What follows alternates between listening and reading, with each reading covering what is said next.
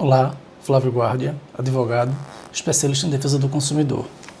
O tema em análise do momento é a desistência do financiamento habitacional e as possibilidades de devolução do imóvel financiado. Em agosto de 2016, escrevi o artigo intitulado "Tenho que desistir do imóvel financiado. O que fazer quando o sonho da casa própria vira pesadelo?".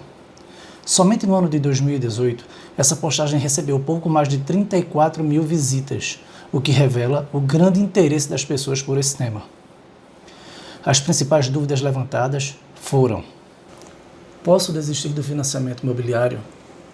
Como devolver o imóvel financiado para a Caixa Econômica Federal? Como cancelar o financiamento do imóvel? Se eu desistir do financiamento imobiliário, recebo algum dinheiro de volta? Nesse artigo, vou explicar o assunto da forma mais simples e objetiva possível, com a finalidade de esclarecer estas e outras dúvidas sobre o tema cancelamento do financiamento imobiliário. Após se informar sobre as regras para o cancelamento do financiamento imobiliário, convido você a visitar também o artigo Como descobrir se tem juros abusivos no financiamento imobiliário e de veículo. A revisão do financiamento imobiliário pode ser uma solução alternativa, ao invés da devolução do imóvel para o banco, com o consequente cancelamento do contrato. Por enquanto, vamos aos esclarecimentos sobre o tema em análise.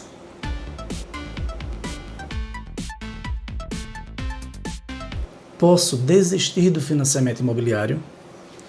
De forma direta e objetiva, posso afirmar que sim, porém, as regras e consequências variam de acordo com a modalidade do seu financiamento. Isso porque existem alguns tipos de financiamento de imóveis, dentre os quais destaco: direto com o construtor, no qual o comprador paga todo o financiamento diretamente ao próprio construtor ou ao incorporador. Misto, no qual o comprador financia uma parte do imóvel com o construtor ou o incorporador e o saldo com uma instituição bancária. Financiamento do SFH, Sistema Financeiro Habitacional, ou SFI, Sistema de Financiamento Imobiliário. Esses são apenas alguns exemplos de financiamento de imóveis. Existem outras modalidades, tais como financiamento por cooperativa habitacional, consórcio imobiliário, entre outras modalidades permitidas em lei.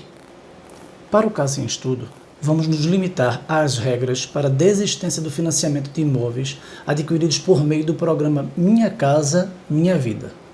Em outra oportunidade, apresentarei as regras para o distrato do financiamento imobiliário direto com o construtor ou incorporador e também sobre as modalidades de financiamento misto.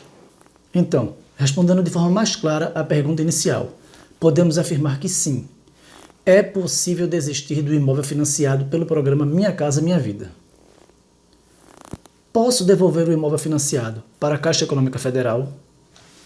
Desde que tenha sido adquirido pelo programa Minha Casa Minha Vida, sim, é possível a devolução do imóvel.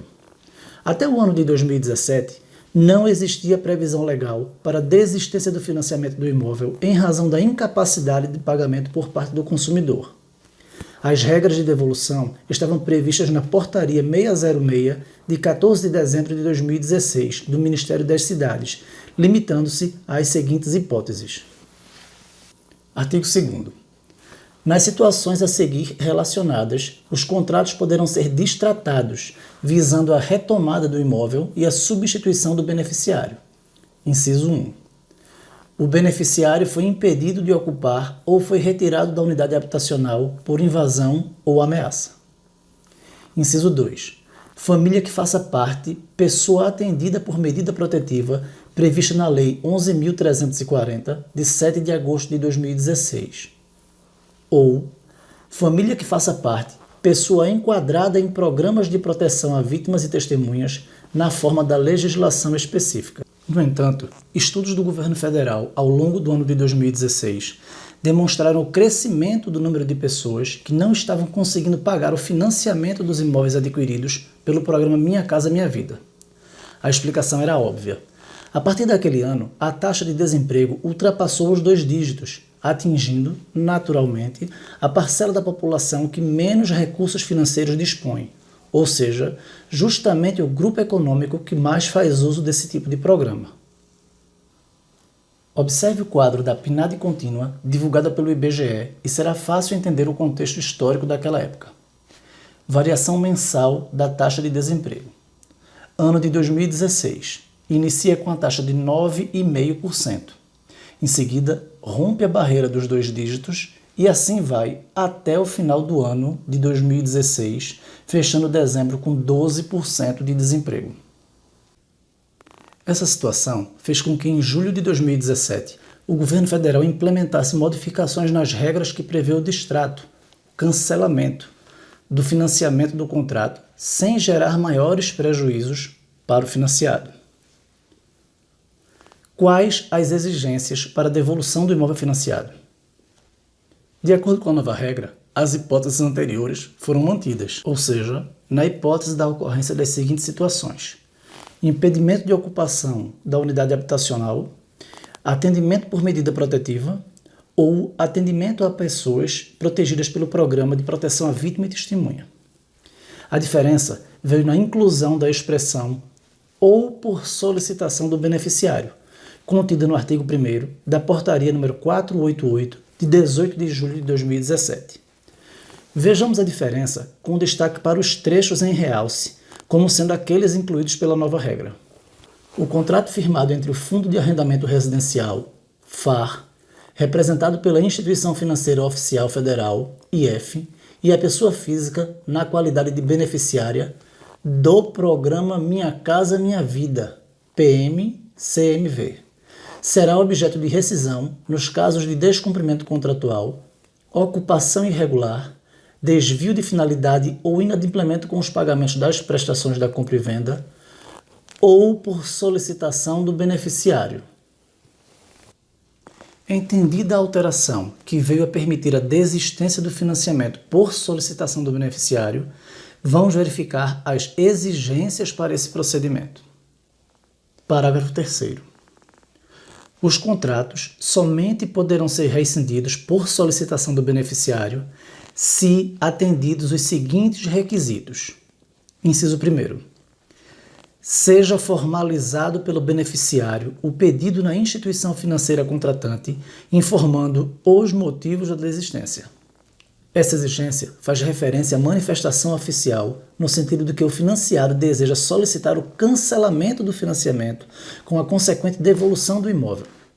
Essa manifestação deve ser feita por escrito, contendo todos os dados do financiado e do imóvel, explicando que o motivo seria a incapacidade financeira ou desinteresse na continuidade do contrato por motivos pessoais ou profissionais, por exemplo. Inciso 2. O requerimento do beneficiário tem a aciência do ente público responsável pela seleção da demanda. Significa que aquela manifestação por escrito, explicada no item anterior, deve ser protocolada junto ao agente financeiro que liberou o crédito para a aquisição do imóvel. Inciso 3. Todas as obrigações e encargos relativos ao contrato e ao imóvel estejam em dia. Como diz o jargão criado por Arnaldo César Coelho, a regra é clara.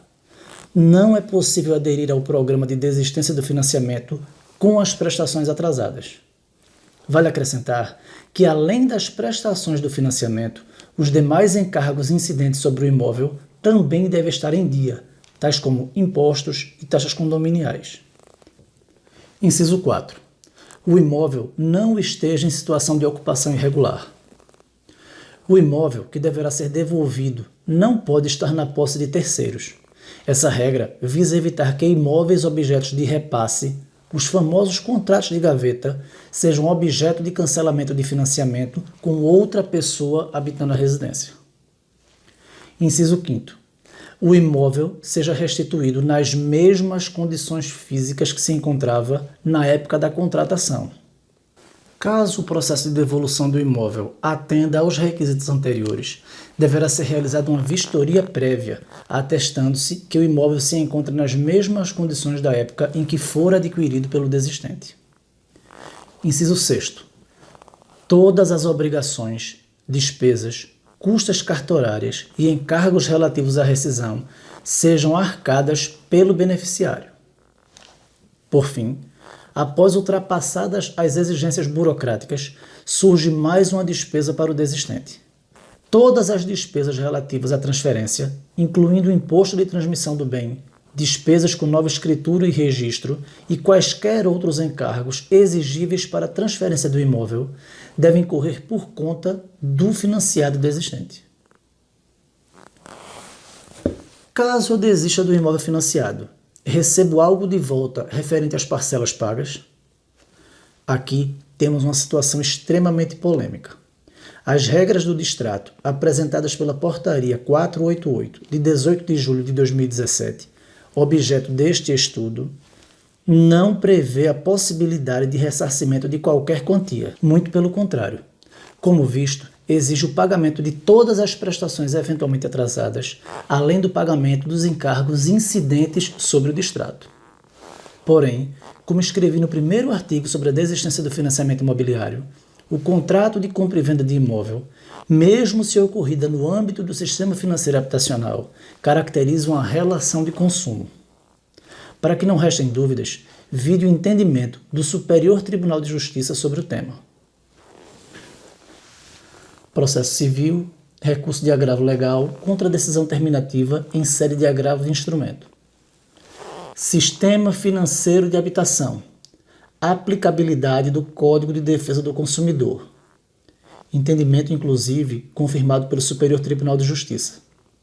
Essa decisão foi no agravo legal número 326-9498 de Pernambuco. Relator, desembargador Josué Antônio de Sena, julgado em 25 de março de 2014. Pois bem, fixado o entendimento de que o Código de Defesa do Consumidor deve ser aplicado aos processos judiciais que envolvam discussões sobre financiamento imobiliário, passemos a analisar a hipótese de distrato à luz do CDC. Artigo 2º do Código de Defesa do Consumidor. Consumidor é toda pessoa física ou jurídica que adquire ou utiliza produto ou serviço como destinatário final. Artigo 3º. Fornecedor é toda pessoa física ou jurídica, pública ou privada, nacional ou estrangeira, bem como os entes despersonalizados que desenvolvem atividade de produção, montagem, criação, construção, transformação, importação, exportação, distribuição ou comercialização de produtos ou prestação de serviços. Parágrafo 1º. Produto é qualquer bem móvel ou imóvel, material ou imaterial. Resta claro que as relações de compra e venda de imóveis, mesmo aquelas inseridas no âmbito do sistema financeiro habitacional, se inserem na esfera do direito do consumidor. Prosseguindo, na hipótese de o contrato envolver outorga de crédito, ou seja, pagamento parcelado mediante condições específicas definidas em pacto, o CDC assegura. Artigo 53. Nos contratos de compra e venda de imóveis ou imóveis, mediante pagamento em prestações, bem como nas alienações fiduciárias em garantia, consideram-se nulas de pleno direito as cláusulas que estabeleçam a perda total das prestações pagas em benefício do credor que, em razão do inadimplemento, pleitear a resolução do contrato e a retomada do produto alienado. Os contratos do SFH instituem a alienação fiduciária sobre bem imóvel, e o distrato solicitado pelo consumidor caracteriza a hipótese de resolução do contrato com a retomada do produto alienado. Para corroborar essa tese, vejamos o que diz a súmula 543 do Superior Tribunal de Justiça. Rescisão de contrato de imóvel. A restituição das parcelas pagas deve ser imediata e integral, em caso de culpa exclusiva do vendedor, ou parcial, se por culpa do comprador. Entendimento da súmula 543 do Superior Tribunal de Justiça. Observe que a regra descrita na súmula prevê duas hipóteses. Primeira, devolução integral para as hipóteses de resolução de contrato por culpa exclusiva do vendedor, que não é o caso em estudo. Segundo, devolução parcial para a hipótese de culpa do comprador, exatamente o caso em análise. Não existe uma regra absoluta de qual percentual deve ser descontado nessas hipóteses, porém, algumas premissas devem ser ressaltadas. Primeiro, Os contratos são feitos para serem cumpridos. Eventualidades que provoquem o cancelamento causam prejuízo ao ecossistema do financiamento imobiliário. E por essa razão, deve haver alguma compensação financeira em forma de retenção dos valores pagos. Segundo, a devolução do bem para que seja vendido novamente proporciona uma recomposição ao agente financeiro. Desse modo, a depender da quantidade de prestações pagas, a retenção total representa inequívoco enriquecimento sem causa por parte do banco. Conclusões. O tema é delicado e exige auxílio de um profissional que tenha experiência no assunto e que esteja atualizado conforme o entendimento jurisprudencial mais moderno. Se você estiver com dificuldades para pagar a prestação do seu imóvel, procure um advogado de sua confiança. Uma análise por parte de alguém experiente poderá auxiliar na decisão sobre qual o melhor caminho a tomar. Se seria realmente a devolução do imóvel ou uma ação de revisão das prestações em razão de possíveis cobranças abusivas. Quer saber se no seu contrato de financiamento habitacional tem cobranças abusivas? Acesse o link aqui embaixo. Você será direcionado para a página Juros Abusivos. Lá você terá acesso a um sistema automatizado para envio do seu contrato de financiamento. Em até uma semana, você receberá a resposta com uma análise personalizada de acordo com o seu contrato. Obrigado por assistir até o final e espero ter ajudado a esclarecer as dúvidas sobre esse tema.